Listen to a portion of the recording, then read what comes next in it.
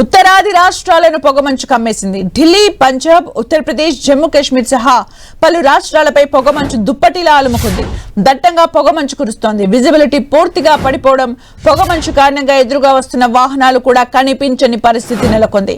దీంతో ఢిల్లీకి ఇవాళ ఆరెంజ్ అలర్ట్ జారీ చేసింది ఐఎండీ.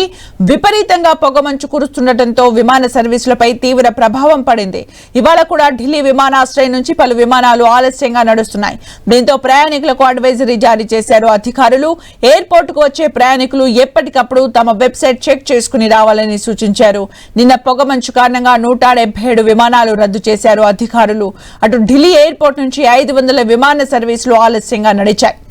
అటు ఢిల్లీలో కాలుష్యం కంటిన్యూ అవుతూనే ఉంది. కాలుష్యానికి పొగమంచు కూడా తోడు కావడంతో గాలి నాణ్యత ఇవాళ వెరీ పూర్ కేటగిరీలోనే నమోదైంది. ఢిల్లీ వ్యాప్తంగా 400 పాయింట్లకు పైగా గాలి నాణ్యతలు నమోదైనట్లు సెంట్రల్ పొల్యూషన్ కంట్రోల్ బోర్డు అధికారులు తెలిపారు.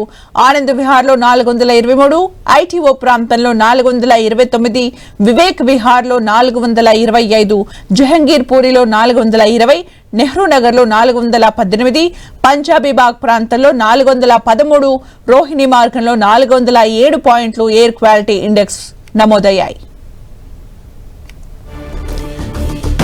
ఉత్తరాదిలో చలి వణికిస్తోంది. జమ్మూ కాశ్మీర్ సహా ఉత్తరాది రాష్ట్రాల్లో చలి తీవ్రత పెరిగింది. ఢిల్లీకి ఆరెంజ్ అలర్ట్ జారీ చేశారు అధికారులు.